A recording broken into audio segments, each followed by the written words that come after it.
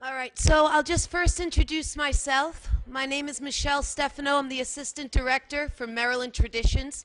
That's the Folklife program for the state of Maryland, just north of here. And I'm also, put my academic hat on, I'm the Visiting Assistant Professor in the American Studies Department at the University of Maryland, Baltimore County, where I teach critical heritage and museum studies, ethnography, and of course, folklore and public folklore. So I thought before I introduce our roundtable, which has the theme of the production and consumption of heritage, I thought I would just draw on some key ideas that have emerged over the course of the day that hopefully relate to what we will be discussing. And do keep in mind this discussion we aim to open it up for everyone to participate, which you've been doing so well all day today. So I thought this idea of production of heritage, right, this notion of heritage products, we're very much as heritage professionals involved with producing museum exhibitions, radio programs, documentary films, archive collections, some of the tangible elements of the intangibles. Nonetheless, I think an idea that has emerged and that we are well aware of is that heritage is foremost a process. So it's this living evolution of working with those who own and embody heritage expressions, whether it's material culture to the intangible. And so as a process, I think we're well aware that it's highly political. It's all about who has the decision-making power. So we can ask questions of who is producing heritage, who gets to consume it, and who's a part of this conversation, again, this process. And one of the key ideas that we've taken through to the afternoon now is how can those, again, who embody not only the knowledge, but the significance and meanings of living heritage, how can they become more part of this process or completely own it, which is at the core of the eco-museological, community museology philosophies that I believe we'll be touching upon in the discussions.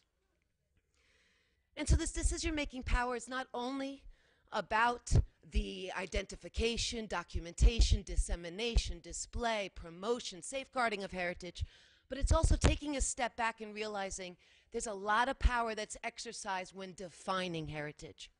And so we work with a lot of these definitions that come from the international level, particularly with this ICH concept. Nonetheless, as we all know, working at the local level, there are many different ways to define heritage, living heritage, etc. And so another obvious idea we're carrying through today is the idea of shifting or sharing authority, sharing expertise. Those who own their heritage expressions, practices, knowledge are the experts of them. And also this notion of adopting a more holistic and integrated mindset, viewpoint, approach to heritage, understanding that it's really about the deep relationships of people, their places, and of course the larger contexts and influences and forces, socio-economical, political, environmental, etc. And that in a way, these living traditions, expressions, and practices cannot be separated from that larger, holistic, and even ecological, if we understand human beings as part of a larger ecology, and what we do as part of that. When we understand it more holistically, it's harder to itemize culture. So on that note, I will introduce our first participant of the roundtable discussion. Hexin is a representative of the Dimen Cultural Eco Museum. Dimen Cultural Eco Museum. And this is Joanna Lee, who also works and was a founder of the Eco Museum as well, who will help with translation. So please, let's welcome Hexin. We are going to be doing consecutive, consecutive, not consecutive, is it? Yeah, not simultaneous. We're going consecutive translation so that it will just move quicker. 谢谢那个史密森提供这样的一个平台来分享我们的一些实践和探索。Thank you, the Smithsonian Institution, to actually give us this opportunity to share. 我今天介绍的是我们在一个侗族的社区，怎么来发现它的价值、重估价值、输出价值的这么一个实践。The talk here is really just about how in a Dong village that we work in, we discover, we re-evaluate, as well as learn how to actually export that what we call is the value of the village, the value of the countryside. 我们这个生态博物馆的概念呢，跟那个传统的博物馆有些不同。Clearly, an ecological museum is very different from what we call a traditional museum that has walls. 我们把一个活态的侗族的社区看成一个博物馆。 For us, the entire village is the museum. 所以我们从2002年开始工作，2005年开始正式对外开放，然后我们这个博物馆已经有了10年的一个历程。 Basically, the concept started in 2002. We actually started building and actually establishing and opening the Ecological Museum in 2005. And so it's been now 10 years. 这个博物馆可以算是中国可能最大的博物馆，因为它包括了46个自然的村落。 We can say that this actual Ecological Museum is one of the largest in China because it includes 46 villages. 所以说是这个我们记录是它的过去、现在、未来，它是一个过程。 So we actually do chronicle the process of the change from the past to the present as it today, as well as actually help them project into the future. 所以这个博物馆是为当地社区建立的一个博物馆，是为他们服务的。 This ecological museum is built for the people who live there. 因为过去的100年，可能这个社区没有文字，他们不知道怎么过来。我们希望未来的100年可以知道怎么过去。 The Dong do not have a written language. So for the people, if they don't actually have that shared knowledge or have a way of knowing that knowledge, the knowledge will be lost. And so this is our way in helping them make sure that the history and the understanding and the wisdoms is actually being perpetuated. 所以这个博物馆它的工作有4个重大的部分，一个部分是记录。 一个是传承，还有一个社区的建设，另外一个这个社区的可持续发展。Basically, we have 4 main functions. One is to record. The other one is to make sure that we have cultural heritage, as in the education. And then after that, 第三个是什么？是社区建设。The third one is to actually help build the community. 第四呢？发展。And then the fourth is to help develop the community. 所以我你要不要说啊？对，那这个就是这个博物馆在的位置，在中国的贵州的一个东南部地区的一个山区里面。 Basically, the museum is in China, in Guizhou, southwest China. Actually, I can do this. Ooh, yes. And then from here, we have Guizhou, and then actually this is the Liping County, and now we have this Liping County. From there, you now, 这个蓝色就是我们的，对吧？ This blue patch is what we are, where we are.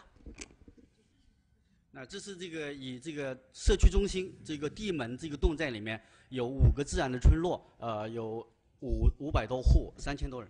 There are actually 5 village clans even in Dimen, which is where the research center is built. And you can see that there are these various, what they call the Mo village, Hmong village, and so on. So each of them is a clan. 所以2008年的时候，美国国家地理做了一个报道，叫《时光边缘的村落》。Actually, an article by Amy Tan appeared in National Geographic in the May issue of 2008, and it's actually called Village on the Edge of Time, and this is actually a map from them. 这个社区的文化特征是有3大部分。第一个主要是那个传统的农耕文化背景下的自给自足的这种乡村生活。 There are 3 major cultural characteristics of this place. One, traditional agriculture, and then from that agrarian culture, they're actually totally self-sufficient. They are actually able to live in that village, till the land, and be able to supply for themselves. 第二个是这个民族迁徙过来的时候被同化的一个这样的社区。 And then the second one is that actually different ethnicities actually moved to this area, in the past few hundred years. And so then these peoples then took on the Dong ethnicity. 然后这个社区保留了大量的传统的手工技艺。 And this area actually has preserved fantastic handicrafts and arts and crafts, folk art. Well, actually, we call it folk art technique and almost folk art technology, but in the folk level. 这是从一个角落看这个村子。 Oh, now you're just going to see how beautiful it looks. 最近的是我们的研究中心。 Actually, You will see this is the scene of the place, and this is view from our museum. 你要不要说鼓楼啊？鼓就是鼓楼。这个是花桥，那个是鼓楼。Okay, this is what we call a wind and rain or flower bridge, a very traditional structure, and that one is a drum tower. Drum tower is the equivalent of kind of like town hall. People would gather there at night. 对，传统的木建筑是这个地方最有特色的。So this place is really famous and really known for wooden structures. All these are traditional wooden structures. 所有的房子用当地的这个木材和当地的工匠来建造。Wood is from there, carpenters, they are all from the village. This is another photo of a drum tower. 这是他们这个村寨的这个精神象征，他们的鼓楼。Basically, drum tower is their spiritual symbol. 这是他们交通和风水作用的一个桥。And then when you come to these wind and rain bridges, these bridges are not only just for good traffic, but also for very good feng shui. 这是他们装粮食的仓库。These are granaries. 在这个地方保留有中国唯一的一个粮仓的这一个文物保护单位。In China, this is now considered a major a cluster of granaries, of old traditional granaries, and underneath there, 有500多座古老的粮仓。there are 500 of those granaries, and underneath there, 下面是什么？下面都放着棺材。 And they actually put coffins 因为这 underneath. 里的人一生就有3件事情：第一件是生儿育女，第二件是修一个房子要成家立业，做一个社会的人；第三要做一个棺材安排他自己的后事。 People in the Dong culture have 3 major events in their lives. 1, get married, have children. 2, 第二是什么？ the 2 is to build their own home, to be able to own their home. And the 3rd is to make sure there is a good coffin for them, prepared, ready to go. 这是他们自然的那个。 And this you now see is actually the research center, the complex that makes the ecological museum. 对，博物馆的研究中心。 And we, 这是这个大的这个活动的时候，他们在那个站门外来拦路。 when there are major events, there would be villagers who actually bar the gates into the village. That is a ritual. Actually, it is to greet the visitors coming in, but they have to bar the gate first. 对，很多重要的节日的时候，大家都在一起在彩堂，就是前面有一个鼓楼旁边。 Villagers get together for major festivities, and they would actually do a round dance. And those of you who had seen the performances at the Smithsonian Folklife Festival in the past 5 days might have participated in the round dance. 他们在过去几天可能有参与过。对对对，有参与过，对。是在鼓楼里唱歌。 This is a song gathering inside a drum tower. 这是他们传统的纺织。 This is traditional weaving. The old ladies are still doing it in the most organic, traditional way. 这是编织花带。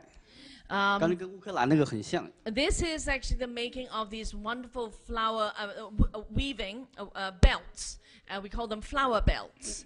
And clearly these, you see similarities in the wonderful folk cultures that we were just seeing from the Ukraine. 这是他们在做裙子。 This is the making of the dong cloth that actually makes the skirt, which is a skirt that is, it's like, sorry, I don't know. It's 百褶裙. It's like a fan skirt. It's pleated. Thank you. It's a pleated skirt. Thank you. 这是他们那个植物的染色。 And then we also use natural dyes for everything here. 还有2分钟。没了。OK， 再说2句吧。对，我们在这里做的工作主要是发现乡村的价值，重估乡村的价值，怎么去输出它。 Our job is really to make sure that we discover the value of that village. Not only that, but reevaluate as well as to know how to export it. 所以主要工作就是记录、传承、建设和发展。 So there is, recording. There is also the idea of heritage because of education, and then also apart from that is to help them sustain as well as develop. 没有啦。 This is the actual one of the meeting rooms inside our museum. We actually have a library. 我快一点，让你说吧。OK， 还有呢？哇，说这么多 I think we're going to skip it. But in 2012, Leon was actually there with Michelle Obama because they won the Presidential Committee on Arts and Humanities Youth Program Award for the actual heritage, for the education program to teach the songs in the most traditional oral oral tradition way to the children. No, these are organic products. So talking about, you know, exporting, organic products, making their own wine at the museum, and works as a cooperative with the villagers, making soaps that are organic, dyeing that is organic, handmade paper, embroidery, all of that actually is being sold at the marketplace. And also teaching people about the weaving and all that. But the most important part is that at some point, apart from the tea and so on, they also work with a Chinese-American designer by the name of Angel Chang. And this is actually her exhibition that was actually in Paris that launched earlier last year. Okay, we're done.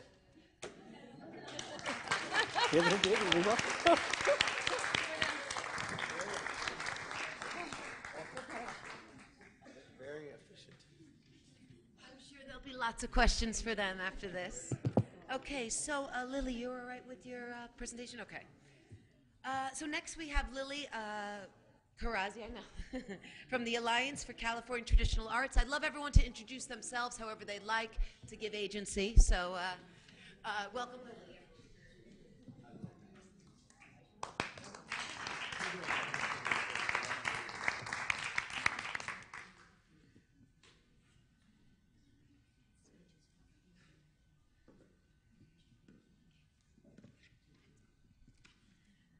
Thank you for the opportunity to participate with you today.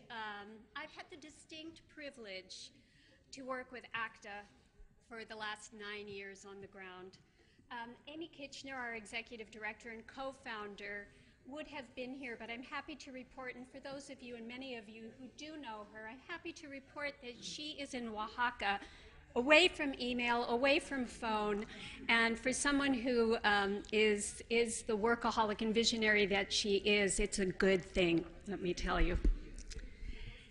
So I would like to share with you today some ideas that are illuminating for us in our work as a funder, an advocate, a provider of resources for our sector.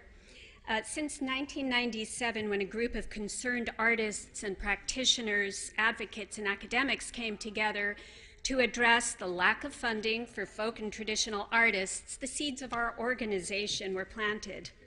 So as a not-for-profit entity or an NGO, we have seeded or financed apprenticeships, projects within cultural communities, organizations. We've provided technical assistance, convened culture bearers to discuss issues of interest, to share their art, and to encourage networks.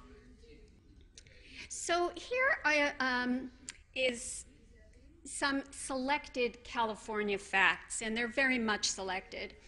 You may or may not know that the state of California is the 9th largest world economy. We are home to the largest Native American tribal population in the United States, and I've selected here a map of tribal California just to give you an idea and a layering of what land and ownership may look like from different perspectives. Native California, California. We are already a minority majority state. We are supposedly 20 years ahead of the rest of the country in the fact that we can claim that. We are 27% immigrants. And as you can see, English as a major language is followed by Spanish, Cantonese, Mandarin, and Tagalog. My remarks jump in at this point of our organizational history, where the silo of art funding as we know it is not a comfortable fit. And my remarks really reinforce a lot of the things that have been said today. In any holistic analysis of cultural heritage, the fine grit of interconnectivity to issues of social parity, to well-being, and the safeguarding of indigenous knowledge are lost within the rubric of what constitutes valued art. So I would like to highlight an initiative that we are engaged in. Who are your cultural treasures? This is a question we have asked in rural Coachella Valley, a place whose residents are primarily seasonal farm workers, and where Spanish is a second language to many indigenous languages brought from Mexico. We've asked this question in the densely populated area of East Los Angeles, of the neighborhood of Boyle Heights, where health disparities for the primarily Latino community are alarming and where high school dropout rates are assumed. We utilize this question to bring together culture bearers in Merced County, where African American, Hmong, and Latino communities sat together at the same table but never really interacted. The same exercise was done in the heart of the city of Santa Ana, where 94% of the population is Latino. This question, who are your cultural treasures, became the compass point and the field guide towards uncovering some of the most innovative ways in which traditional arts practice can serve as a method and a means, a call to communities into action, and to take charge of their issues, mobilizing their voices literally and figuratively from alienating and alarming statistics towards community well-being. So this unique working relationship was a partnership between the California Endowment's Building Healthy Communities Initiative, whose agenda is to set goals for health outcomes in the state of California, and with ACTA, and it became a laboratory in cross-sector partnership. This is not art therapy. This was meant to support and acknowledge what is intrinsic to a cultural community in order to better for themselves health agenda set outcomes. The acknowledgement of cultural life and heritage is affirming and has mobilized a new set of leaders. People identified as these cultural treasures included the street vendor who sold her quesadillas with regional ingredients, a priest working with juveniles, the director of a Chicano theater company, the ladies who continue to create and share purepecha embroidery in the trailer park that they live in, the altar maker and her daughter, who we just saw, who are depended upon for their annual Dia de los Muertos gatherings, among other gatherings. I relay this to surface several themes based on this work. Cultural sustainability acknowledges ways of knowing. When cultural values are defined by an active, practitioner-centered, and community-driven process, the desired outcomes are not imposed upon top-down, but can be embraced horizontally, something that we've heard over and over again today. The sustainability of intangible cultural heritage is incumbent on our ability to respond to these various perspectives, or in other words, how do we put into action and value the greatly different ways of seeing, different ways of hearing, and ultimately different ways of knowing. Cultural sustainability leads to cultural equity. To be traditional is to be political. It was a statement spoken by the remarkable Pim Allen, a Karuk and Hupa leader in Humboldt County, which is a seat of Native California revitalization, both in its practice and in its language. We were in conversation about the coming-of-age ceremonies for young women, which after a 200-year absence has once again become a marker of time and a marker of status in the tribal calendar. The Tibetan opera, Achulamo, was performed in its full 12-hour cycle for the first time outside of Tibet in Richmond, California, just a few years ago. Cultural sustainability creates leadership. We have seen that the smallest of grant making has an impact that we think of as a powerful micro-lending incentive, but of course this time without any payback. Community members can often back into leadership roles when driven by the passions of cultural continuity. This slide represents an event known as Fandango, utilizing traditional Son Jarocho music, dance, and improvised poetry from the countryside of Veracruz in its transplanted cross-border incarnation. Once a year, a 2-hour time period is designated at the San Diego-Tijuana border for the Fandango. Here we see the musicians congregating, and on both sides of this fence, a wooden platform will be placed for a dancer to provide footwork and percussion that will accompany the musicians and the singers. This is our concluding slide. Sustainability is innovative. It is regenerative. I think this is a poignant visual metaphor for traditional art's cultural heritage with its layered and profound meanings. It impacts the lives of the future by its practice. How we safeguard these expressions and allow them to flourish is certainly the challenge. Thank you.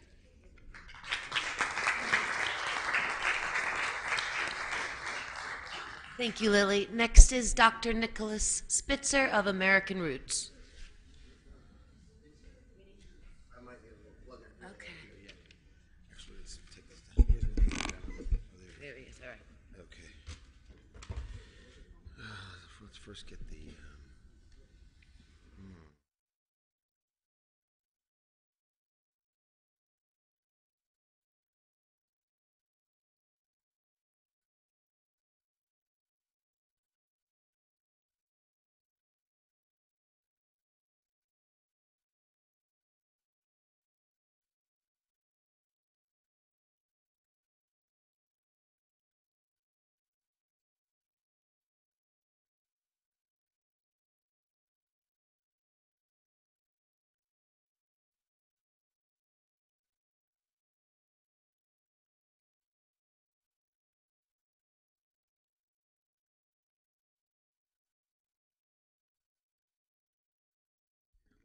Just say, I know a lot of people here, and some know me, and spent a lot of time at the Smithsonian. Glad to be back here as kind of a foot soldier helping out on China, learning my way through the program. Has been great for memory and for the current moment, enjoying the program.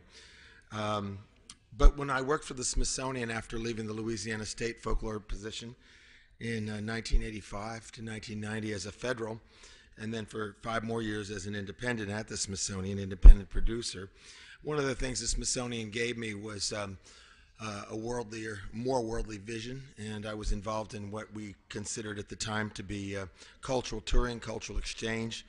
I went with Richard Kern and the crew to the former Soviet Union in 1989. That was prior to the putsch, with a very diverse group of American blues musicians, country, Bombi, Plena, Puertorriqueño, Native American, Cajuns, gospel, and Washington, D.C. young ladies doing double Dutch jump rope. And it was quite an experience because we were in a country where everything was orchestrated top-down by a legendary artistic director named Moseyev. And so most of the countries represented and most of the Soviet states represented had essentially performance troops working in sync. So we had a very different approach. Our approach was much more about diversity and pluralism and not everybody in the same costume. The gospel folks wore their robes and the bluegrass guys wore blue jeans. And you can imagine all the other costumes. I also had the opportunity to do something that's kind of an in-reach that involved the State Department, wherein somebody at a post in the Seychelles, which is out in the Indian Ocean and is Creole and English-speaking, had the good sense to realize that there were Afro-French Creole people in Louisiana, some of whom had created Zydeco music, others who had created jazz. And so as a result, I was able to bring a Zydeco band there and perform in front of half the country. This is a country of about 50,000 people, so half of them were in the stadium that night. And we were up against a Zouk band from Martinique, and once they saw the rehearsals, they put us on to close. Because we looked like, this band looked like Seychellois.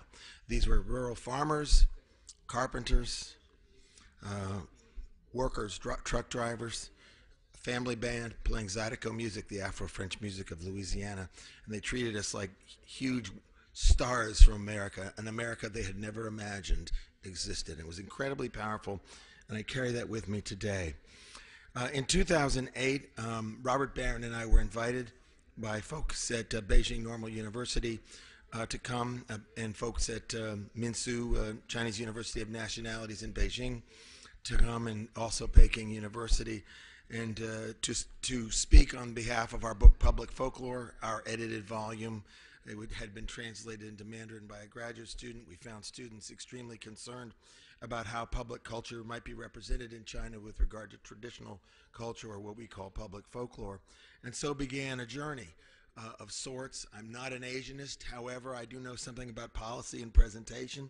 And as you've heard Robert, I think you know he has a good sense of many of these issues, and we became very close friends little by little with people like Louis Yang and Dimen and Gao Bingzhang, and have continued that dialogue right up to the present, and it informs the work that we're doing in what we sometimes call a vernacular cultural diplomacy. The official title of the project I want to talk about is American Roots Abroad, but if I had to retitle it for a snappy article title, I think I'd call it Cowboy Diplomacy Revisited, with all references to our former president.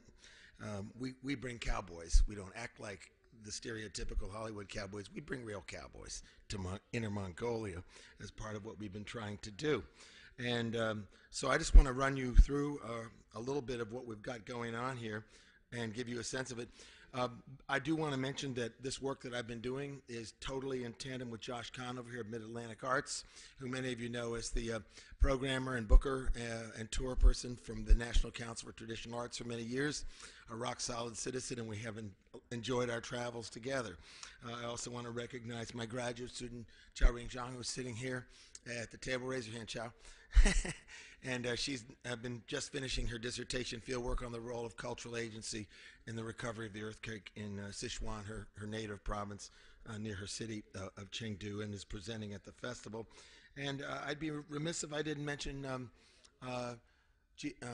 Jing Li, who is the program coordinator of the festival this year for China, who I met in Butte, Montana at one of these national folk festivals, and we began to discuss what it would take to do China-American cultural exchange.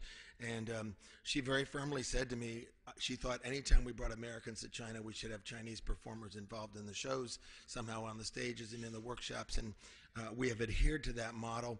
We had hoped there'd be a reverse or a return of an equivalent form, but it's happening in a sense with the Smithsonian's program this couple of weeks. So these things move in fits and starts. I wanted to start with cowboys, and let me just back up and say there's Wiley Gustafson, who's a national winner of quarter horse training for cutting, which is sorting out cattle. Here he is on a workshop in Butte, Montana that year in which I met Jing and had that discussion, following up on what Robert and I had felt leaving Beijing in 2008. Robert said, "What do you think we ought to do?" I said, "Why don't we see if we can get a New Orleans brass band and arrange for a march across Tiananmen Square?" I always like to dream big. That hasn't happened yet. But I had this thought of improvisation of an Afro-French, African-American, and in the case of one of the bands in particular, German-Americans, who are all part of the creolization of New Orleans jazz. It may one day happen. However, we kind of got our feet wet with jazz in Shanghai, doing some programming on New Orleans jazz and Shanghai jazz.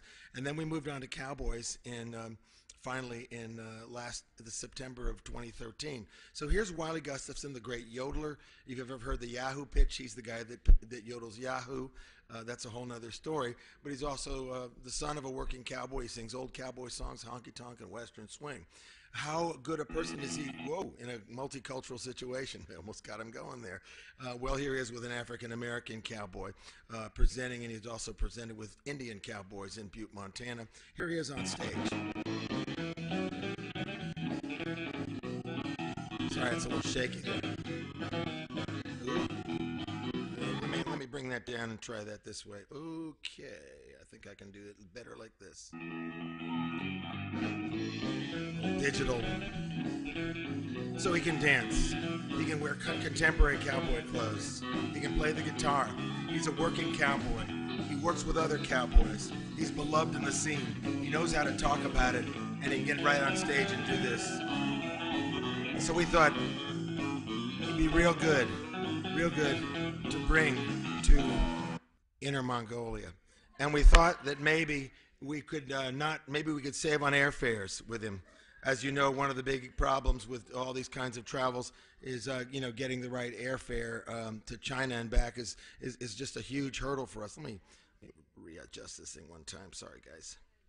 See if we can get Mr. Wiley back flying in full slideshow mode.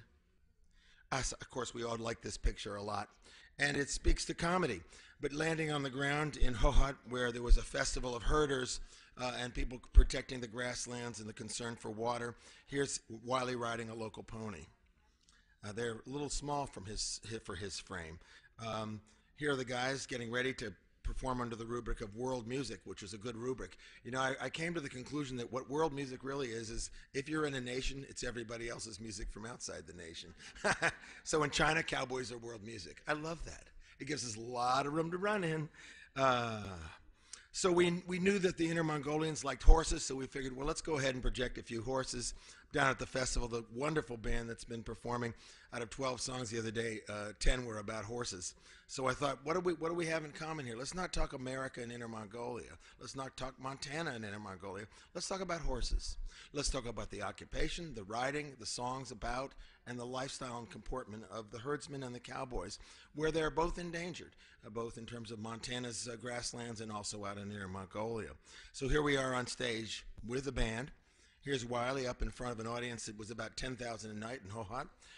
And we were brought not by the U.S. State Department, which is a good thing. We were brought by a Chinese foundation. So we had instant, someone said agency. We had instant agency with the agency because they were willing to bring the cowboys and they saw the parallel universe that we could operate in. We also had a situation, and I don't have the audio on this, but it will end up on American Roots in 2015 as the show we're going to call Cowboy Diplomacy Revisited, where the women singers sang in the low register throat singing, and the cowboys were yodeling. So, you know, a little gender bending on stage with traditionality is a good thing, I think. And after the show, the iPhone's out, of course. We gauged the success of some of these things by however many iPhones were being used to take pictures, selfies, and otherwise. Workshops. Local folks creating a poster out of all the information we had. We did not make this poster that was made for us, and I love it.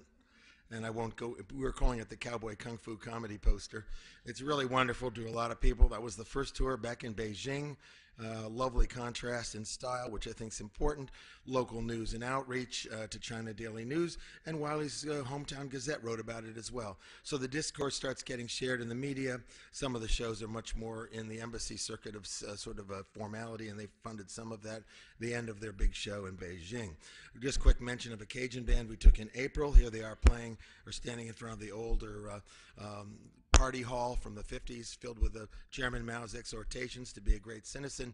And here they are as a Cajun band. We have to explain colonial period French America, French Louisiana, which takes you away from classic images of America emigration. I think it's a very valuable thing. Finally, the third leg. Here we had the full funding and support of the embassy, the consulates, and the American Culture Centers to bring gospel steel guitar. So I was joking we were getting the Holy Spirit into China this way, in an interesting way. But it was around the time of Qingming, and so we represented it in terms of ancestor spirits and the fact that in gospel music that the spirit could be part of the body in the service of the higher Lord. Also, once again, these workshops by day. The person on stage by night, and probably what I consider to be our secret weapon. In the Cajun tour, we had discovered this woman from the Guangzhou Conservatory, Joanna, who is an erhu player, but unlike many conservatory-trained people, she could swing. And she could listen, she had been listening on YouTube and could play really credible blues, and she could get up on stage and hold her erhu and, in a sense, stand up when the band would stand up and go beyond the normal comportment. I'd love to play you that, but I'm very short on time. But this person can play serious blues solos on the erhu, and her notion is that the traditional instrument can be used for traditional Chinese music, for classical Western, classical Chinese, but it can also play blues and jazz given the nature of it, and it's a little more flexible than the guqin, which is much more tuned into the pentatonic scale. The blues guys, or I should say holy blues men for their part, realized that the pentatonic scale is 5 notes of the 7 blues scale. Notes in the blues scale. So when Chinese musicians would be foregrounded, what would happen is they'd back them up with a little do do do do do do do do do do. So we got a real organic kind of creolized jam happening, and we'd rehearse them in the workshops and put them on stage, bring them out at the right time, and suddenly you have that narrative that I'm referring to inside the frame, a serious and joyful collaboration of people. That doesn't mean we weren't exotics. The Campbell brothers are all in the 250 to 300 pound range. African Americans, you don't see a whole lot of guys looking like NFL offensive tackles, but then they step up and we find out that they all play the steel guitar and that one of them is hosting a Chinese young woman who's 17-year-old high school exchange student in Rochester, New York, where they live, and she came as their translator. So an African American family is taking care of a Chinese girl visiting America. Very powerful statement in terms of family values and personal relationships. One of our final shows with the Campbells, this was in Shenyang, and the local school said that the students could get up on stage, so they got up on stage, and around the drummer of the Campbell brothers, they started breakdancing. And I will say this is about the hippest guy in the consulates we ever met, and he had a good time. He's going to Florence. He's invited us to Florence for 4th of July next year. One of the issues with the State Department, of course, is that you're only as good as the local consular people that know culture. It's hard to work directly through the State Department, even in a city where we have the Smithsonian Library of Congress and NEA vetting panels. The State Department has famously been very disconnected from understanding local culture. I hope the American Culture Center system will improve that, but I have my doubts. I think that what we have to do is go out on the road and prove that we can address preservation through presentation. We can talk about the freedom to continue culture, as in the California statement, cultural politics or being traditional is political, but also the freedom to create new culture out of old parts, the creolizing aspect. And in a globalizing world, this is a very powerful message to note that Americans have found ways to carry culture forward and also maintain culture. Everyone is struggling with this worldwide. If Americans say we're struggling, well, then we're not being arrogant and saying you do it our way. Let's talk about how we're doing it and how you might do it. And I have found that this method of representation works incredibly well, and it also gives me some hope for America too, because I think as Americans begin to realize that Wall Street and Washington don't offer the sucre they once thought they offered for the future of their lives, and they turn their hopes back to various kinds of vernacular forms of culture and the complexities of localities, that knowing that it's possible to go abroad and bring extraordinary performers from everyday communities is an extremely powerful message. So it works as a type of preservation, an encouragement of continuity, an encouragement of creativity. And I think the State Department people are beginning to realize that this is a better message than ideological one-upsmanship, which gets you absolutely nowhere. This is the way we do it. And in a sense, it builds on the Smithsonian Folk Festival model out on the Mall. So we're delighted to be there, and thank you for listening. I sped it pretty good, I thought. Okay, so next,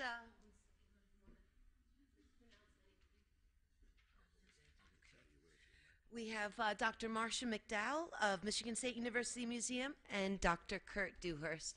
I hear the presentations in the form of a teamwork, right? Well, it's going to be sequential, and I am going to take the first 4 minutes, and Kurt will take the first 4 to 5 minutes, and Kurt will take the next 4 to 5 minutes. Because, yes, again, just sort of like Nick said, I know a lot of you.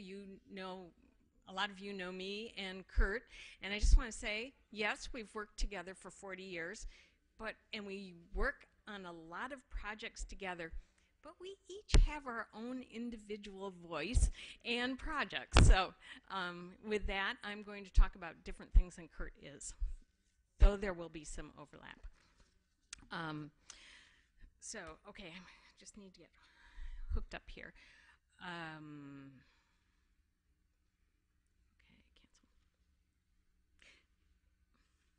Right, I'm not hooked up yet.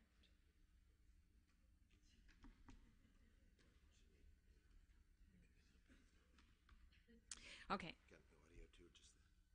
No, I don't need audio. I just need the PowerPoint. Help. But while I'm getting help, I'll just also start saying we're at the point of the day. Well, sorry, I'm going to introduce myself too. I'm at Michigan State University Museum. I'm a curator of folk arts there. Kurt and I were hired as a team at Michigan State University Museum in the late 70s. I also had the state of Michigan's Michigan Traditional Arts Program, like your counterpart. and I am a faculty member in the Department of Art, Art History, and Design. So, like Nick talked about music, and particularly cowboy culture, I talk quilt talk. And so I'm going to be using a number of examples that are drawn from quilt-related projects that I've worked on for many years. And I did start saying, I'm doing airtime as we were waiting for my images. We are at the point of the day where you start having refrains of ideas and notions, and you're looking at connections being made between all of the different speakers. So there are a couple of points that even earlier in the day, in the late morning, I started making some notes of even referencing Michael's and Robert's presentations, and I would like to say a couple things about that. So thank you. Yeah, if we could do the presenter format. Could we do the presenter format? Go back to that. Sorry. And show. And show. Go back to view. Presenter. Yeah, thank you. Excellent. Okay, great. Thank you.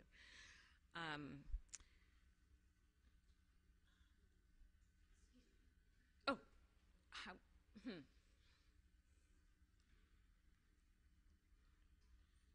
Okay.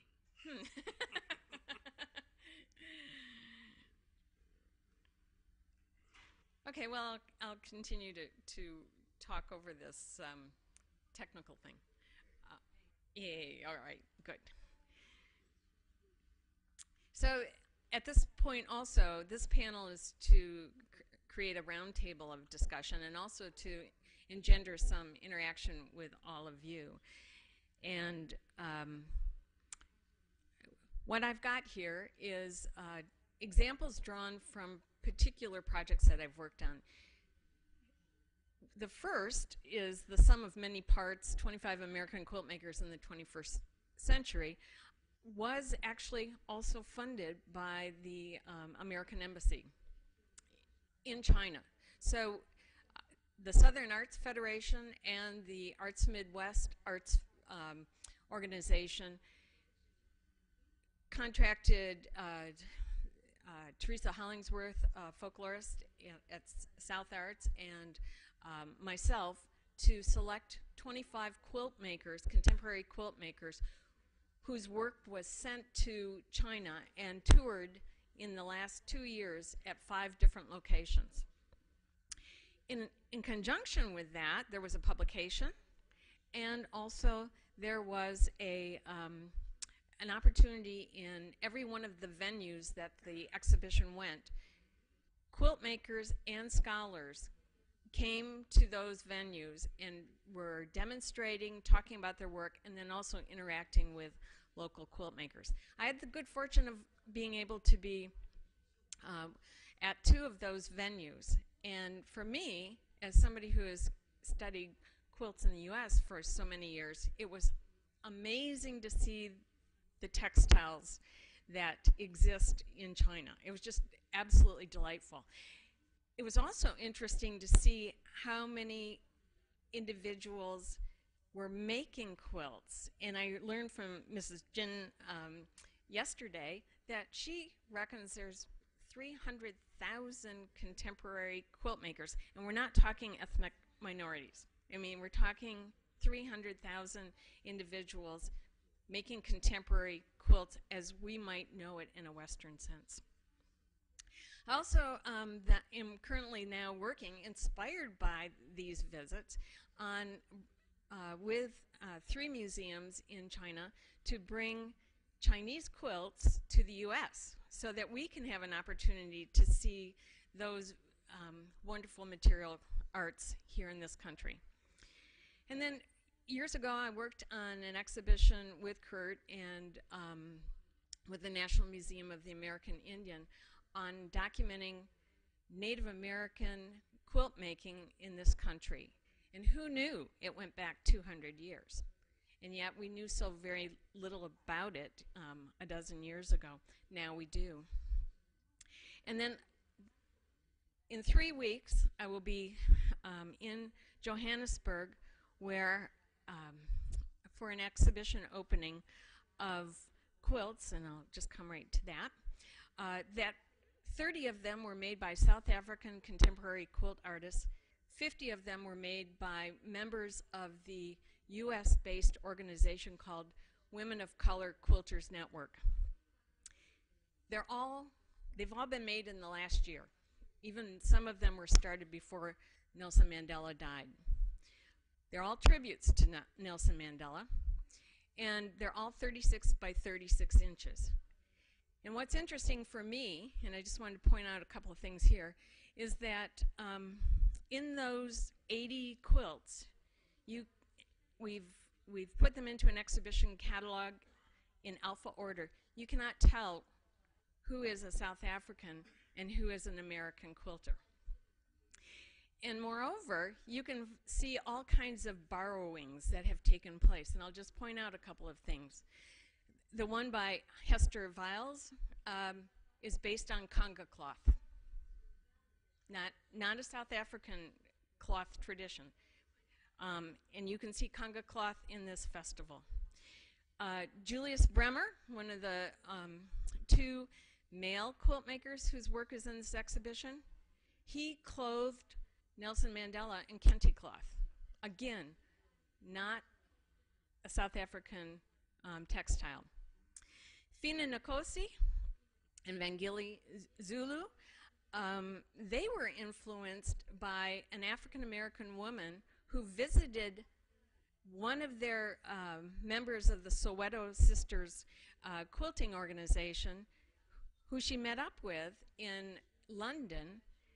Cuesta encouraged the Soweto sisters to make pictorial figurative quilts.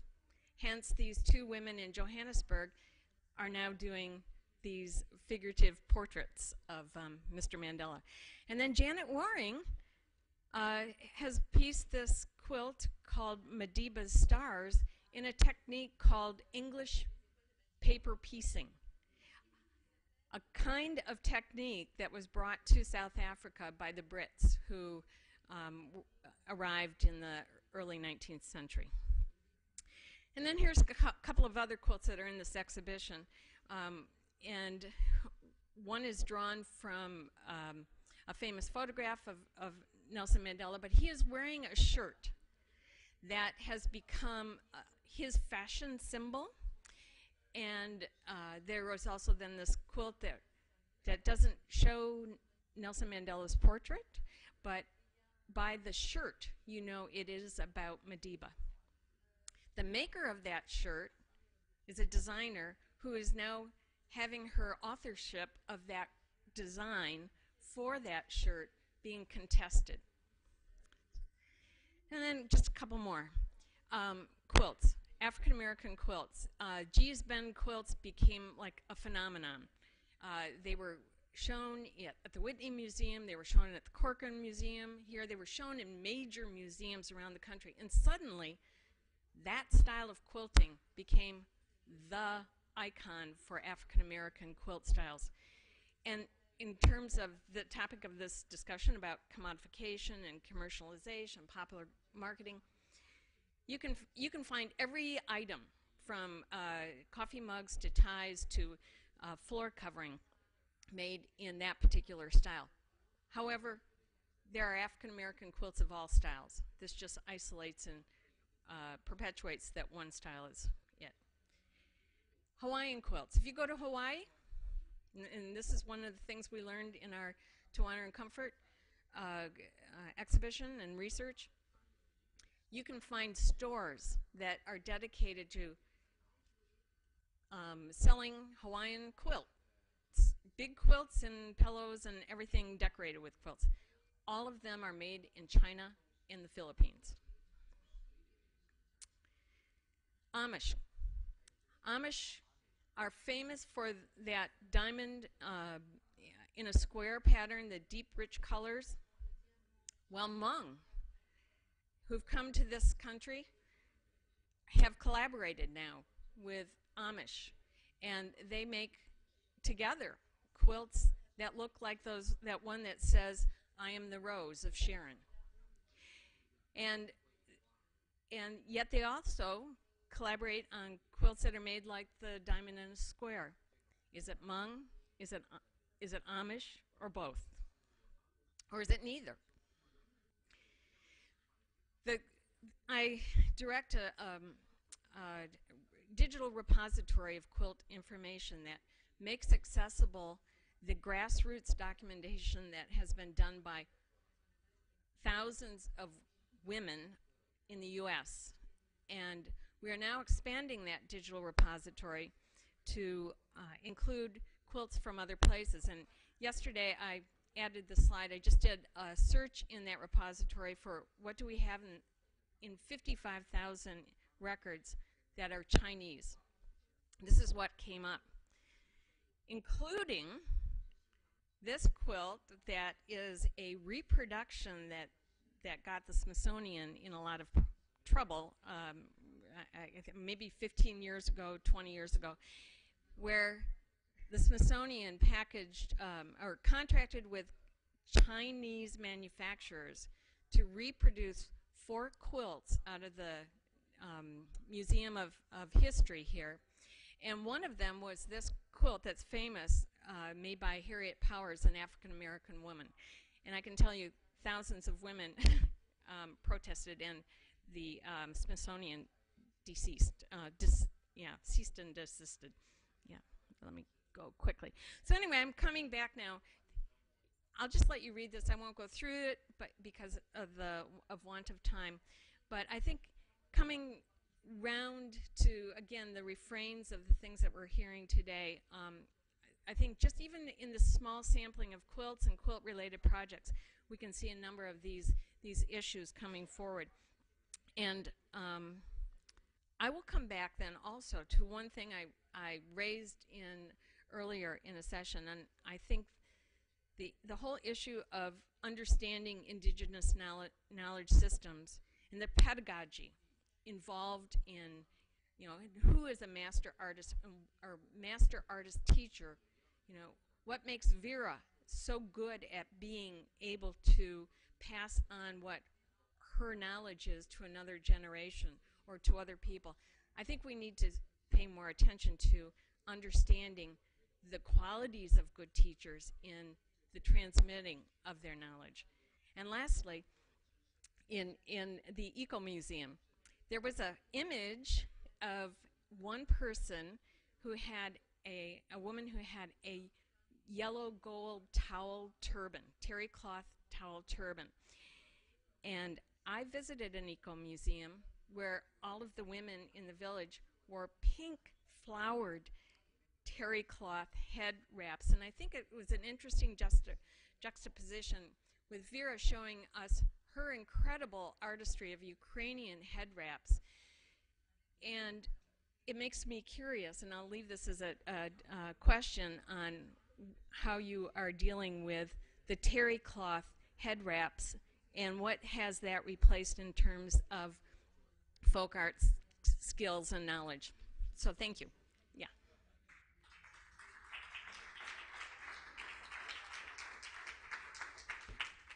It's sort of slides.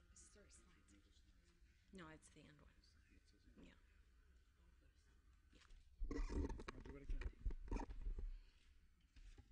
I'm going to jump right in because of time, but I did want to say that what I wanted to focus on today in my comments was just about the fact that while we continue to talk about intangible cultural heritage in lots of ways, museums have a special responsibility and role to play, and I think there's some really exemplary work going on out there, and I want to just call attention to it and say a few words about where museums fit in when it comes to cultural heritage work.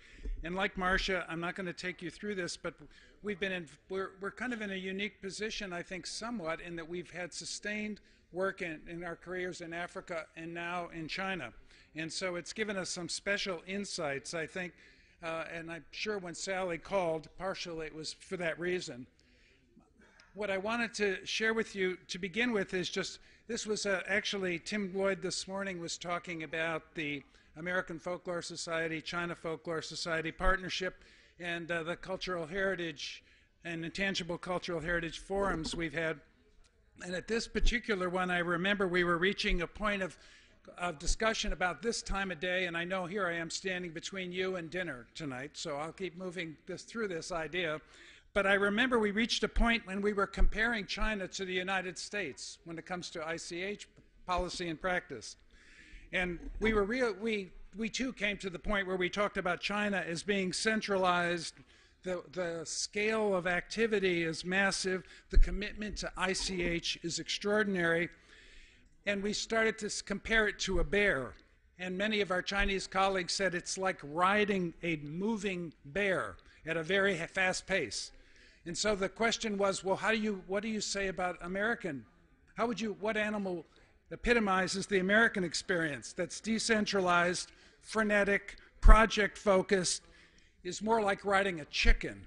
And that's kind of what I feel like sometimes, because a lot of the work that we see in this country, as we learn from one another, we're learning from very different models.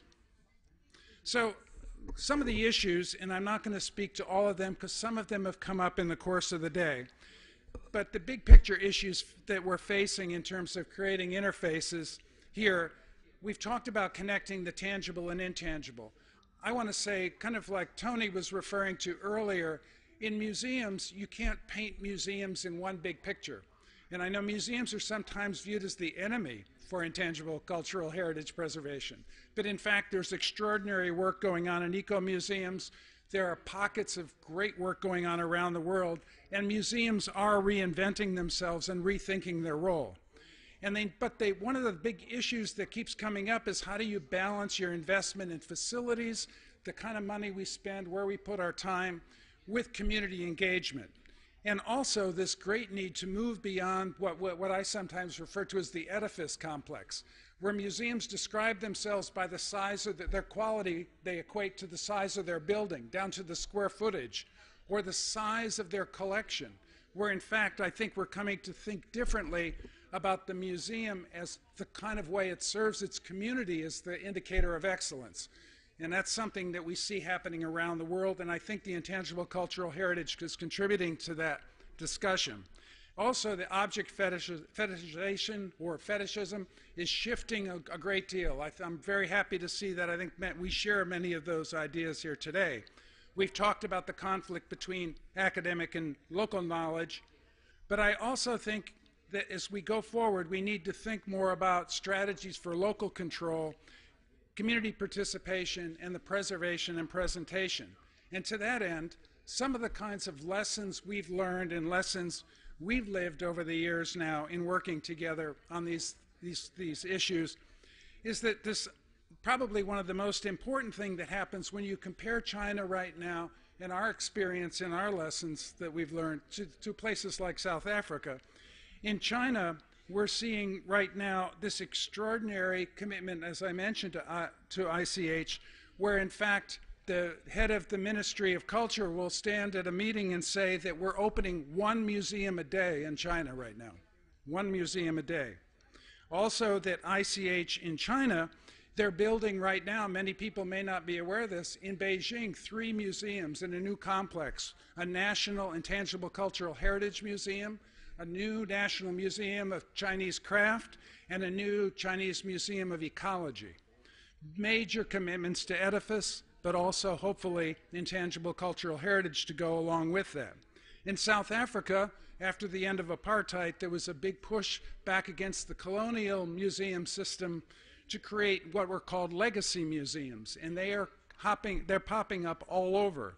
There's a major commitment by South Africa Heritage Resource Administration right now in South Africa to do the documentation of ICH and work very hard to share that knowledge, but doing it in a very thorough way with museums as partners, something that I think we can all feel very good about. So we've talked a little bit about equitable and mutual community engagement today. Certainly that's something that we're seeing. I'm going to come back to talking about principles of partnership as a closer here in a moment. But I think you can see these are some of the issues that come up time and time again, both in China, the US, and also in South Africa. I wanted to just have a few images I'm not going to take time with, because I wanted to, though, just say that there's a major commitment to festivals in places like South Africa. This is 2 weeks ago, a festival in Kliptown in Soweto, focusing all on community learning and carrying on traditions. But two ideas that I want to leave you with in part today. One is that shared authority is probably the bigger issue that comes up, and it's expressed in lots of different ways. And it has a special kind of meaning in a place like South Africa. Many of you may be familiar with the phrase Ubuntu. And I think as we think about intangible cultural heritage, or we think about the individual artists like Vera that we had the pleasure of hearing from earlier, that Ubuntu is a Nguni Bantu word that is really, the translation here is Zulu and Xhosa. It really means humanness. And it means in many ways that I am through you. The very idea that society gives human beings their humanity. And I think it's a very important idea for all of us when we think about intangible cultural heritage, because this is a phrase that, of course, many associate with Nelson Mandela. He was very fond of using this phrase. But I also think as we pay attention to the individual transmitter and the person who carries it on, the artist, we always have to remember that they are an artist through the community. Their humanness is shown through the people that nurtured them and who they live with.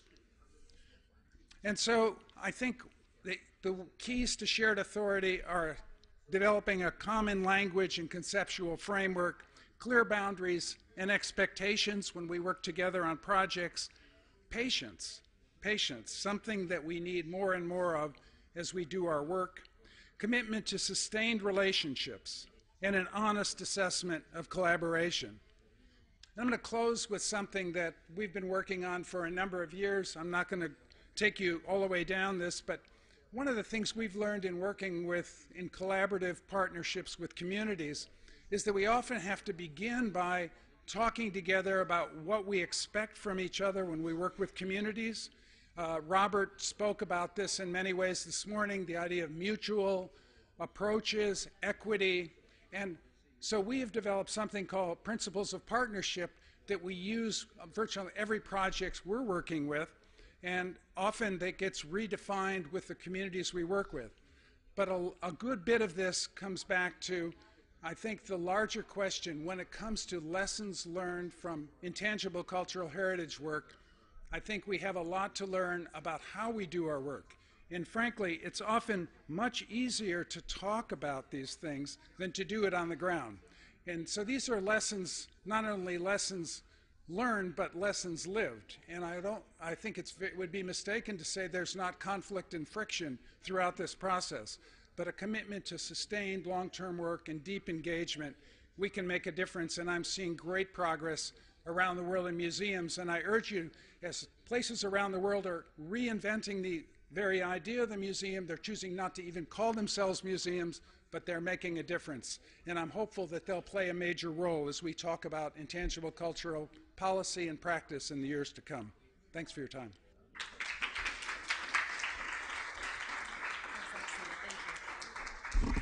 Okay, so I think maybe we'll start off with Hexin and Joanna answering Marsha's question about the turbans, and then we'll open it to the floor.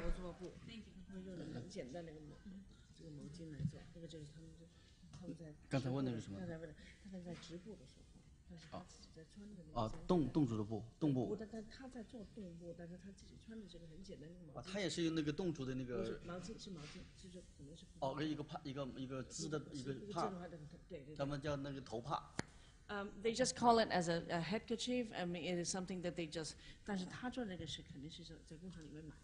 对。对，工厂，所以他们。它原来是传统是用侗族布来做。Clearly, the traditional one would be the dome cloth that they would actually wrap around their head. But the thing is, now with everyday life, I mean, this is not what you tell them to do. This is just what they have, what is available now in villages, that they could actually have mass production and things that are cheaper. And so they would just naturally use it when it is everyday living. This is what this is the process of the evolution， 就是这个演变了。还有呢？基本上就是有很多这样子的一些替代的东西会出现。 Basically, yes. I mean, when you talk about the tradition, it really does evolve because people are now finding products and other things that actually could be substitutes. And the substitute might be something that they can wash easily. 所以说，我们为了保护他们这一种传统的这个工艺，我们现在在创造一个新的，希望能够用新的设计和新的一些时尚的东西，让他们重新创新他们的价值。 Basically, what we are trying to do is that we are trying to help them and also have, people visit and actually do some, what we call more maybe contemporary designs and contemporary use of that actually very traditional craft. And that is a way of actually making things that actually will then translate as value, as a monetary value for them, that actually will then reinforce that they can actually find a way of sustaining that craft, that essence of the craft. 其实我们还是在想看到让很多城市的人来到这里工作，跟他们学习他们的这个传统的知识，让他们重新认识他们自己的文化。 Also, we want to, and we have started programs in which we actually invite people who are actually living in the city to visit and stay in the village and learn those traditional techniques, because that is actually a way of exchange that would actually for them to learn the roots of some of these traditional crafts. That's it. Excellent. So we have 10 minutes. Any questions, any comments about the entire day so far? Any ideas on themes that have emerged, particularly in this discussion? Yes, please. In the back over there. Yeah. Thanks for all the presentations. It's really inspirational. And from all our panelists, I got a kind of idea that for the ICH, we can divide them into two styles in protecting. One is based on the centralized method, and another one is decentralized. But anyhow, all of them, in my impression, is for us, it's just to do something from our perspectives, from our disciplinary knowledge to help the people or to help the culture bearers to improve, to be proud of themselves, to improve their life. So I have a very specific question for the presentation just finished. From all the presentations, I got impression that even we don't have the ICH project, all of those, many of the culture bearers already have different ways to protect their own tradition. And they already did a very wonderful job. So, but the question is that to some extent, what we can see from the presentation is kind of maybe appropriation of the culture. This is it's kind of conflict between the initial purpose of UNESCO, who launched the ICH program. One of the purpose for them is just to stop the appropriation of their tradition, of the indigenous tradition. So how do we think of this kind of contradict between the what we are currently doing and the initial purpose of UNESCO? Can we say that's just the recreation or reinvention of the culture? But since I cannot be persuaded by this kind of explanation, so I would like to hear the opinions from all of our panelists here, or even those previous panelists. Thanks.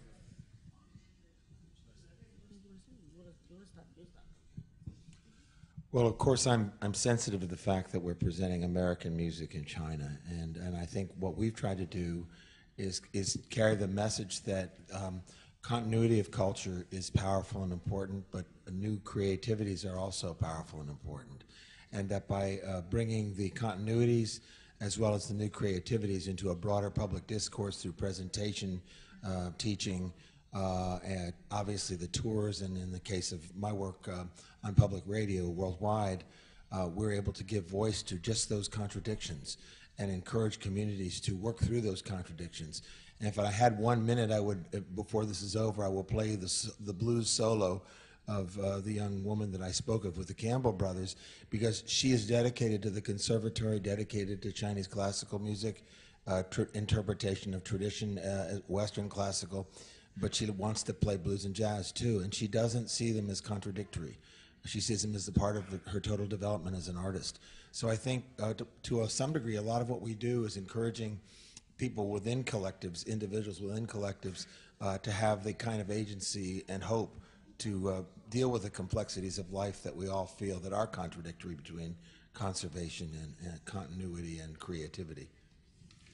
I'd like to respond to that as well, and I think it's interesting for museums. I didn't have a chance to talk much about this, but one of the things I'm very encouraged by is when I started in the museum field many years ago, I used to think about how strange it was that when collections came into the museum, if it was paper, it went to the archives. If it was a tape, it went to some other room, and the object went to another room. And I was finding myself trying to put them all back together again anytime I tried to do an exhibition or present it. Today, with digital technologies, we're keeping those connections much closer together.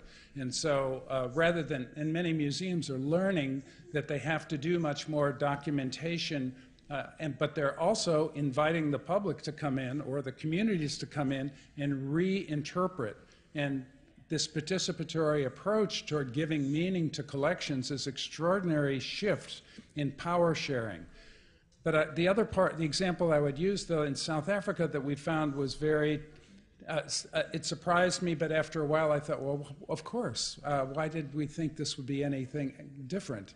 But that is that, you know, in the American sensibilities, a number of our South African colleagues had said, could you come in and teach us how to digitize our collections and make them available more to the public, because that's what we want to give them back to the communities.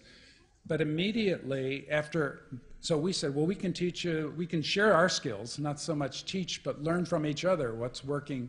Well, in the end, what was actually happening is there was great fear of sharing that material. And coming after the end of apartheid, people were very fearful of technology because the phones being tapped and technology, Americans, as Tony was describing, putting faith in commerce, Americans were coming in saying, oh, we can make this help you. But in fact, the issue of control, we talk about open source as a wonderful thing, but it's proprietary. So we're all having to think differently about when something goes on exhibit or we're documenting a culture, to work closely enough and have enough trust with the community, whether it should even be shown, or have them have labels read, have video seen before it goes public. It's changing. That sharing of authority is a very healthy thing, and I hope it addresses some of those issues that you're raising. 我想表达一个观点，就是我认为那个非物质文化遗产它不是一个文化的标签。Basically, for me, ICH is not what I call a cultural label. 它应该是一个传统的知识体系。It's actually an entire sort of traditional knowledge system. 所以它应该被更多的人掌握和应用，然后要赋予它新的价值，才会有发展的存在的必要。You want to be able to share and disseminate that knowledge, because the more people actually have that knowledge, the more that they actually would be able to appreciate and actually to then further disseminate. 对，但是我们也看到中国政府在保护这个文化的时候，当时也是一个很为了大跃进的这么一个举动，就是说他们对很多文化都贴上了标签，但是对文化体系的这个知识体系的保护是不足够的，是一个知识的一个文化的碎片。The problem is that a lot of the ICH that I'm now noticing in China is that, yeah, they put the label, but sometimes this is only a fragment of something rather than something that is bigger and much more holistic.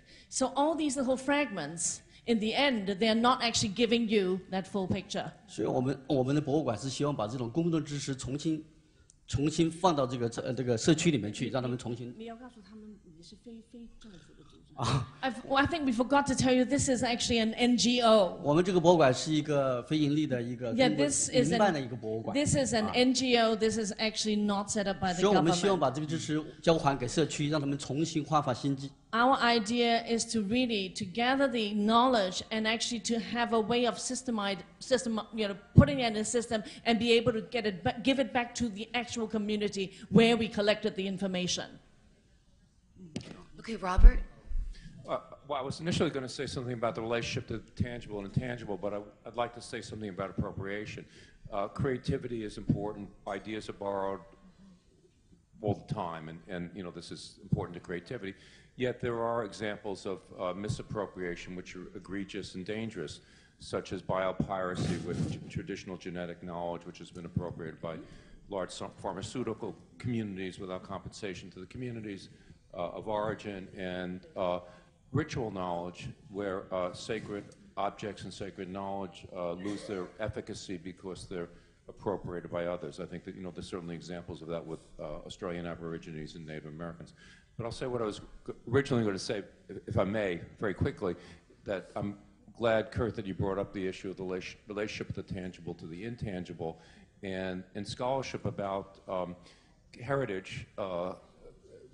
Nowadays, I think there's an increasing recognition about the intangible dimensions of the tangible, that within an object, there's systems of knowledge, there's the processes of making something. And in the, for quite a long time in the understanding the ontology of art, that an object is not in a fixed state, that it changes over time, and that our object exists also in the perception of the people whoever receives it and perceives it and interacts with it. So I don't know if you want to add something more about the tangible and intangible relationship, but I think it's pretty important. Actually, I know I see a number of hands. I will just say that I do think it is really important, and I do think that what we're seeing today, I mean, I'm going to answer it in a little different way. One of the things I'm really excited about, I was going to say a word about earlier, Tim Lloyd asked me to say something. He described a Luce Foundation grant that the American Folklore Society and the China Folklore Society have had the first 2 years, worked on policy and practice that led to a couple of ICH forums in China and a couple in the United States, and also exchange of scholars. We're now in the second phase of a Luce grant, which is focused on folk life, ICH, and museums. And it's pairing up 3 museums in China, 3 in the United States. I won't get into the details, but I think it's very interesting. Part of the reason that started to happen is we're watching, in the case of the number of folklorists who are being trained at graduate schools, are really interested, as Tim was pointing out, not necessarily going into academic careers, but are going to work at museums. There's a strong interest in working in museums and cultural heritage institutions, and partially their jobs there, because the museum community needs people who know, like great ethnographers in anthropology or other fields, or art history, who have a commitment to working with communities in ethical ways. There are opportunities, and our special skills that people have in this room are needed more and more in museums. So when it comes to connecting the tangible and intangible, I think folklore as a field has a great deal in terms of training and practice and understanding of community, approaches to field work, interpretation, voice, representation, that can really make a difference in the years to come. So I'm very hopeful, and that's why I'm a tireless advocate for saying, let's all redefine what a museum is. Let's not say museums are all one kind and that we shouldn't have museums. We need to fight against museums. I think museums need to be partners. Madame? Okay.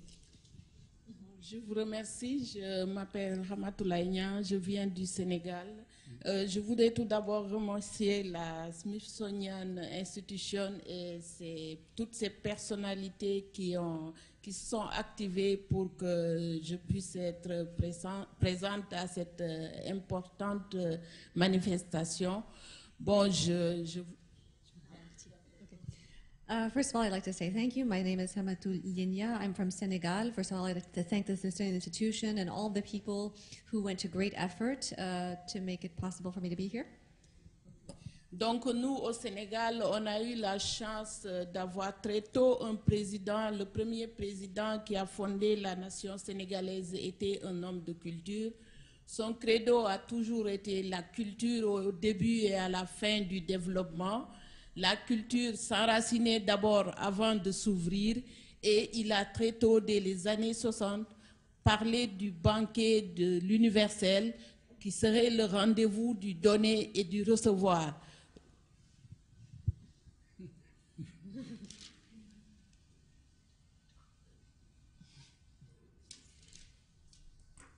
So in Senegal, we've early on had the great fortune of having as our first president, our founding president, a man of culture. He always said his credo was also culture at the beginning and culture at the end. He would always say, he would talk about the banquet of the universal, and that you need to give in order to receive. Donc, on a très tôt eu à classer des sites dans le domaine du patrimoine matériel et du patrimoine immatériel. Et on a saisi l'occasion de cette convention sur le patrimoine intangible, immatériel, comme une occasion de rééquilibrer pour les pays à culture orale, de rééquilibrer parce qu'ils n'avaient pas beaucoup de chance d'avoir des sites classés sur la liste du patrimoine matériel.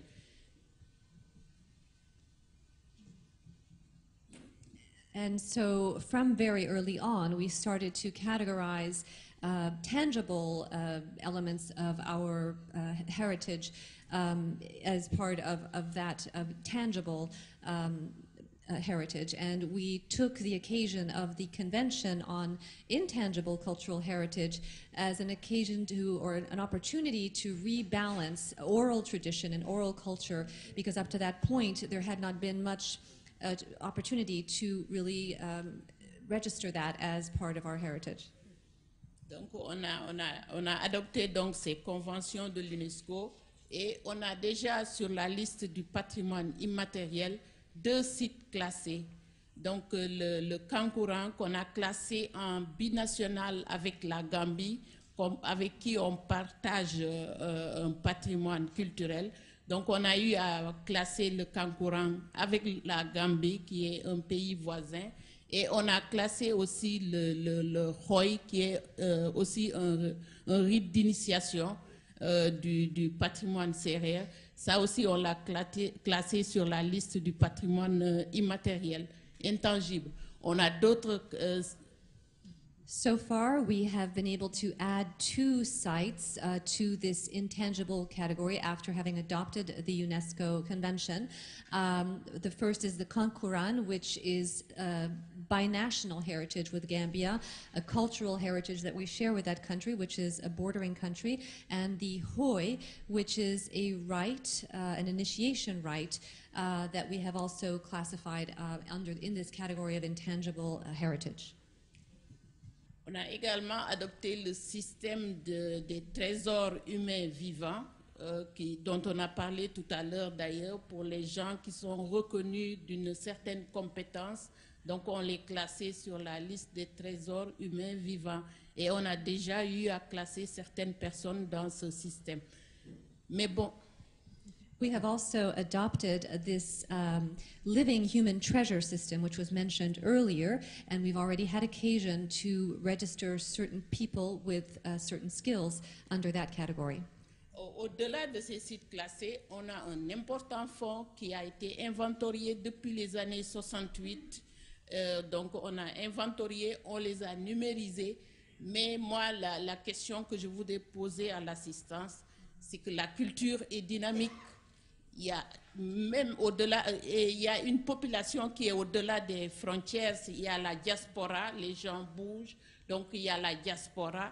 Moi, je ne sais pas qu'est-ce que les gens pensent qu'il faut faire, parce que moi je pense à la création de ces industries culturelles, je pense à ces nouvelles technologies de l'information et de la communication, et ces cultures orales qui sont classées au patrimoine, je parle du cas des pays africains, s'ils n'essayent pas d'intégrer les antiques, ils risquent de disparaître.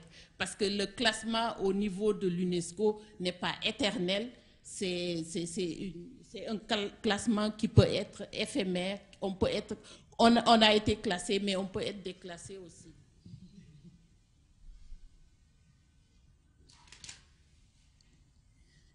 Also, beyond these sites, we have an important fund that has been, for which an inventory has been created since 1968.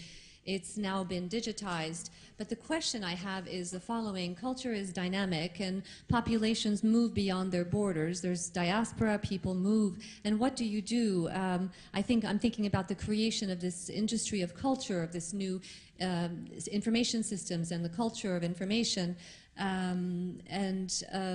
That is in our African countries, if we don't integrate all the various cultural traditions that come from our ethnicities, we might risk losing some of these cultures, because being classified with UNESCO is not eternal. It can be ephemeral. You can be classified as such and then declassified or decategorized.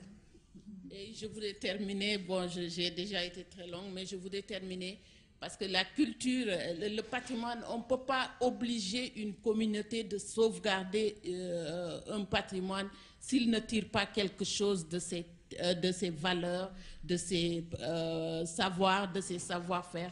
Donc, il faut faire un lien entre la culture et le développement pour sauvegarder. Je pense que c'est la meilleure méthode de sauvegarder, que la communauté puisse tirer quelque chose de ces pratiques qu'on les oblige à sauvegarder.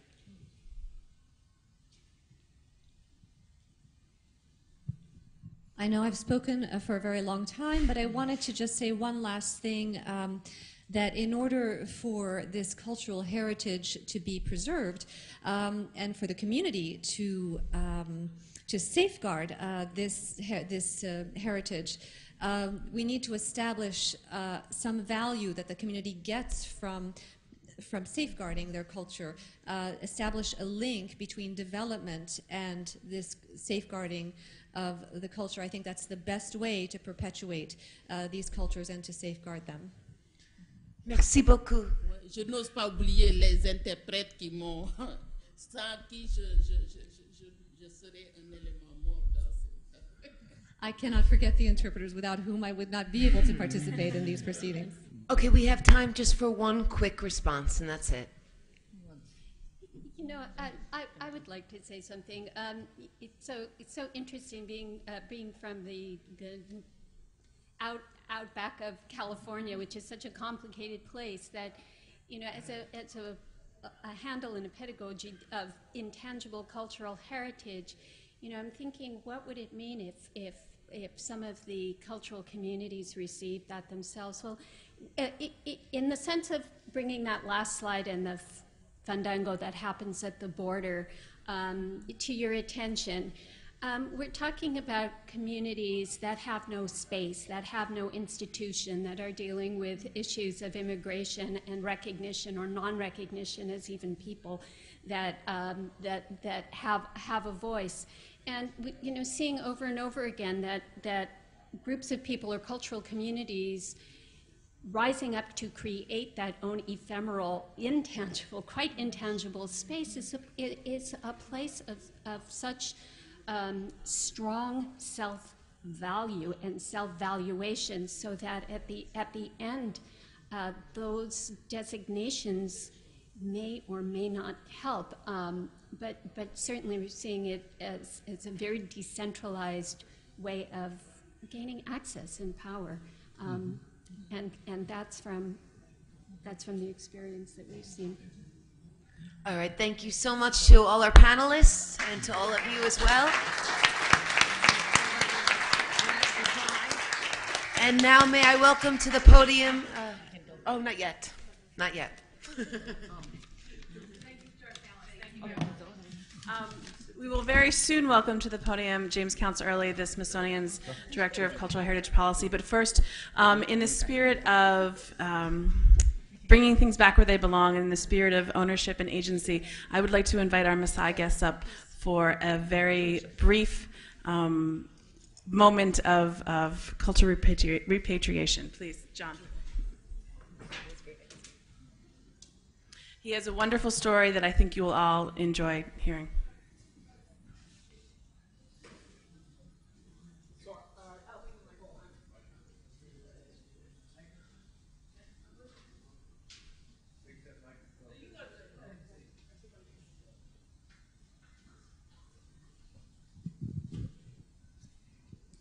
Okay, so this is what happens to cultural ornaments, and especially with the markets that have come and people are buying materials from all over the place. This is a shield that I've just received from a friend who visited our area and heard of the work that we are doing, and decided to donate this back to us to repatriate so that we can take it back to the museum that we have. But the story is that he's an ecologist, George Shala, who's worked a lot, across the globe. And I think some 60 years back, he was in Africa and was in Tanzania and bought this and brought back as a present back home. Now, we no longer produce these shields because, people no longer go to war, people, so therefore the use of it is no longer there. But yet it's such an important ornament for us. And there are creation in the market of small pieces of shield looking like little items. But the original shields are no longer there. So that, such that, a couple of years back, we were trying to do some research to find information on shields. We can only find in museums like the Smithsonian here or in UK and those places that have got these historic ornaments. So what we're trying to do is to take them back so that even the Maasai children themselves can see back the shields that were created many years back for themselves. So this is an important story that we would like to call upon anybody who has got any item that they think is old and there is not a lot of use for them, so that we can take it back and be able to store it where it belongs so that people can make reference to them. Thank you very much.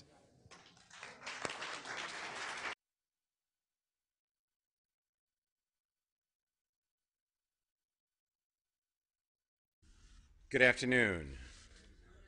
Boy, that means you've had a long day. My name is James Early. I serve as Director of Cultural Heritage Policy here at the Center for Folklife and Cultural Heritage.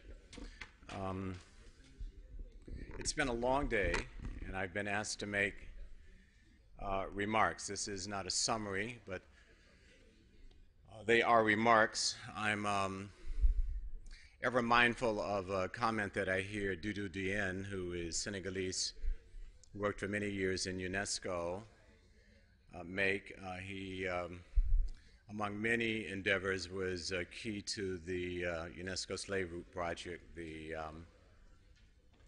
development of the general history of Africa, and of the United Nations rapporteur for many years on issues of racial discrimination. And I'm often around the world with him 2 or 3 times a year, and I will not come up with the African proverb that, in the direct quote that he gives, but it goes something like, there should be mercy given to you to hear me speak, and for those of you who have heard me speak before, you should receive really a bountiful mercy. I find myself here not quite from a strategic point of view, not having planned to be here, being asked more or less at the last moment to come, which is a question of strategy, which I want to talk about. I'm not going to talk, I'm just going to make some points that I hope you will try and make some bridges from those points. First, I'm very mindful that this is the 20th year of the death of Ralph Rensler, who was the principal founder, not the exclusive founder, of the Festival of American Folklife, which later became the Smithsonian Folklife Festival. That is a very important spirit to recall, not in the personification of the individual so much, but in the social values that that individual embodied. And an understanding of what I have come to call real cultural politique, that is that this issue of heritage is very much, as Michel Stefano and others, particularly Tony Seeger has alluded to, is a question not just of policies, but of power and politics. It is about the negotiation of what I like to call of what will be acknowledged as good, truth, and beautiful, by whom and where, and what will be not only the validation given to that, but what will be the facilitation of the agency, the agents, something that we talk about a lot as one of our primary principles in the Center for Folklife and Cultural Heritage. And so when you think about UNESCO as a statal organization, which from any modernist concept of democracy is to be the stewards of the varied interest of the citizens. Many of you have heard this before. Democracy, the demos, the Greeks, demos, the ordinary people. What we do is we collaborate with ordinary people who do extraordinary things. I've heard a variation of that many times today. Kwasha, the power of ordinary people, the power of their imaginations, to imagine not only how to carry their traditions forward, but how to adapt their traditions and create new environments. So there is a real cultural politique going on between these representatives at statal levels and the citizens and residents that they ostensibly represent. And one of the things that I think we have to come to grips with at the Smithsonian Institution in the United States of America, in the shining, what is that metaphor? Something on the hill that Reagan, it's not him originally, is that the entire country and the entire world, for good or bad reasons, look to the United States of America. And so there is a negotiation going on. And when Ralph Rensler and people like Archie Green, whose name came up on the mall the other day, began to think about these ordinary people who do extraordinary things and to look at the public space and to see that they were not really validated as central agents in the public space. You know, we talk about ICH. Well, ICH is the expression. They are the ICH makers. The people, the citizens, the residents, the refugees. I think we have to bring back into that calculus when we look at this national mall. There was a very conscious situation of opening up that mall, not to give them voice. They have voice. They are heard in their communities. They were never anonymous in their communities. They did not write poems or songs or do dances by themselves and said, well, let me just let that float out. Hope nobody realizes that I'm the one that did it. Their parents, their uncles, their neighbors, somebody knew that. We did not know that, but they knew that. So we provide a platform for the amplification of that voice. We do not give it voice. They are not invisible. They are seen in their communities because they are born and heard in their communities, and they learn to speak and be heard and learn to be seen and to carry themselves in certain posture and certain movements by the people who came before them, and they also innovate and create and imagine new ways of doing that. So we provide platform for the amplification of voice and platform for the higher resolution of visibility, but we don't give it. And it is situated in this monumentality in this para-estatal called the Smithsonian Institution, which is not a federal agency, it's a parastatal. It's actually called a public trust. So we are the stewards for those citizens, and because our mandate is increase and diffusion of knowledge, which knows no national boundaries, no ideologies, no religions, we have always existed by implication in a global context, and other citizens of the world also have or should have a proprietary relationship with what we do. Where am I headed with this? I think we have to question ourselves, particularly those of us who are in the federal complex and who are in the parastatal complex, of simply accepting this simplified bifurcation of centralized versus decentralized as though we're at the end of history. We like to suggest that China, a communist, at least communist party-run nation, or Cuba, a communist party-run nation, is centralized and we are decentralized. Well, where's the question of democracy in there? That is about the citizens, not about the nature of the state. We like to talk about UNESCO in very absolutist terms as a statal organization, but it is made up of multiple countries, and it is a shame and a disgrace, and we should be embarrassed that the United States of America, for all of its virtues, is not a signatory either to the Intangible Cultural Heritage Convention, nor to the Convention on the Protection and the Promotion of the Diversity of Cultural Expressions, which on June 5th, UNESCO had a meeting about climate and intangible cultural heritage, and just 2 days ago, or 3 days ago, 4 days ago, June 25th, had a meeting in Paris about joining the Convention for Cultural Diversity with ICH. We should be ashamed because we have great responsibility in this public trust in this great nation for all of its ills.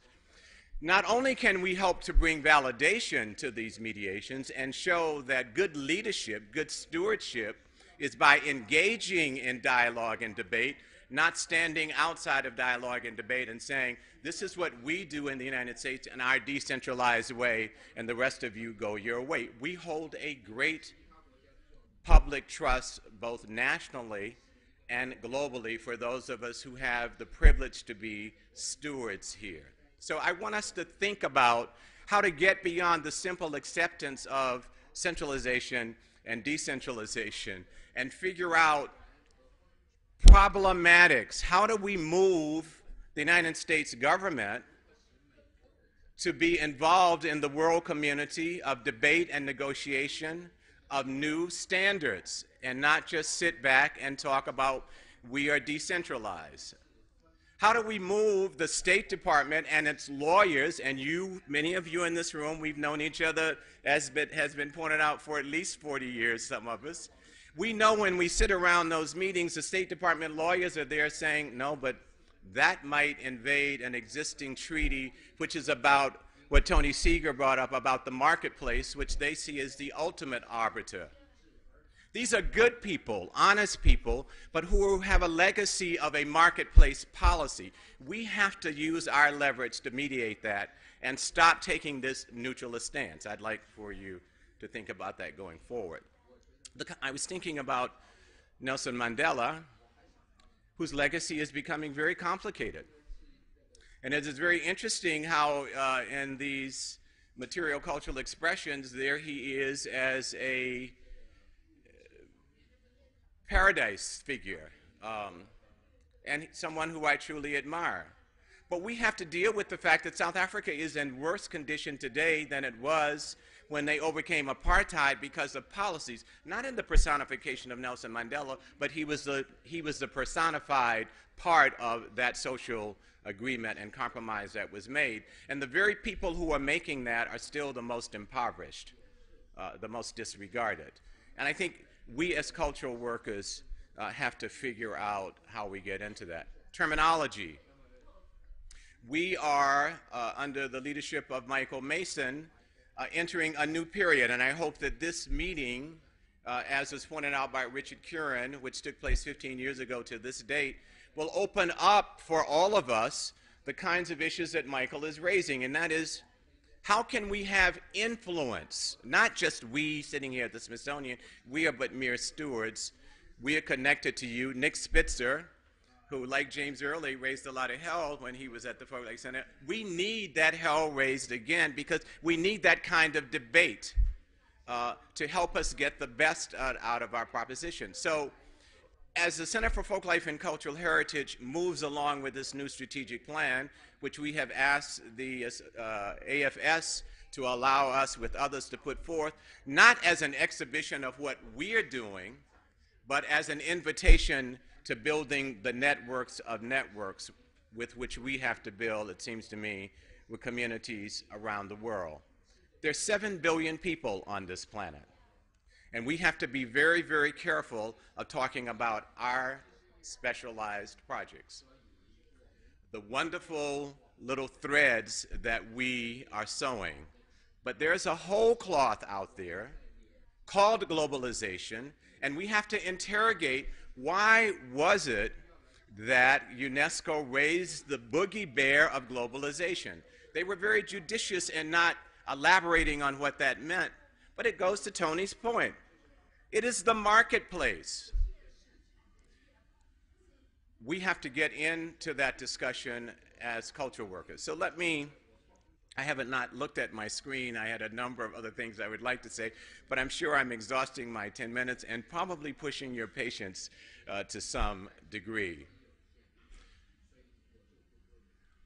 It is very important that in the academic arenas we continue to do the serious, deep, comparative work, and we continue to follow our own individual muse. But it must be connected with the agency, with the self-actualization, with the organization of communities. Not for them, but with them. So that when UNESCO came here in 1989, we put a condition on it. We had a big debate among ourselves because we were crossing out words. We were like a little parliament. We took hours and days, and we came up with the axiom, no folklore without the folk. I want to go on record, I'm the one who came up with it. I like it as a little poetic, but it's too dense. Really what it gets down to is this disembodied notion of culture and heritage and folklore that let's preserve that, but let's not deal with the realities.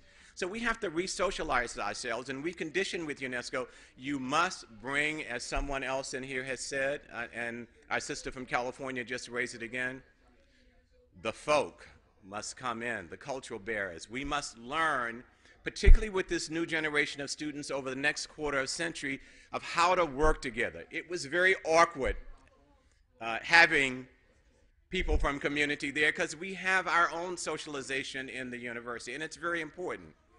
But we've got to break out of these paradigms because the world is in trouble. We have a paralyzed democracy. Most places around the world have these fixed states, call them capitalists, call them socialists, call them whatever you want to. And while we can point to 1,000 points of light, we cannot figure out a garden. And our tendency is to point to 1,000 points of light, this nice little project, that nice little project, and people are being shafted. We have more poverty. Globalization is putting tennis shoes and Michael Jordan and LeBron James, and I love basketball, in their minds. But the marketplace is taking it and selling it and putting patents on it. I think these are the kinds of problematics that we have. I thank you for your indulgence. I regret that I have not gone to my screen to look at some of my more succinct points, but I will stop by putting the ball back in the court that Michael Mason is laying out. This is a time for us to think big.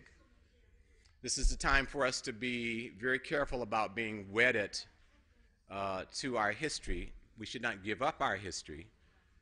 But there's a whole new world out there, and I question us and I urge us, are we ready to step in it, not just as professionals, but as citizens? And that means strategizing. We can do things in this public trust because we are not subject to who is in the White House, that you cannot do at NEA, NEH, IMF, and so forth and so on. Speak to one another as citizens, and then we figure out as professionals how to build those strategies. We are not doing that. And the big problematic that I think we need to take on immediately is, what are we going to do about our country and the richness of our expressions, of getting our citizens to become aware that there is something called the ICH Convention, and that our government representatives, be they Republicans or Democrats, are touting the richness of our country, but if you ask 9 of 10 or 10 tradition bearers in this country, they would not have a clue, not because they are people who are unaware of what's going on in the world, but because we are not taking up our responsibility to be the bridge of information. That's a central role that we can play. Thank you.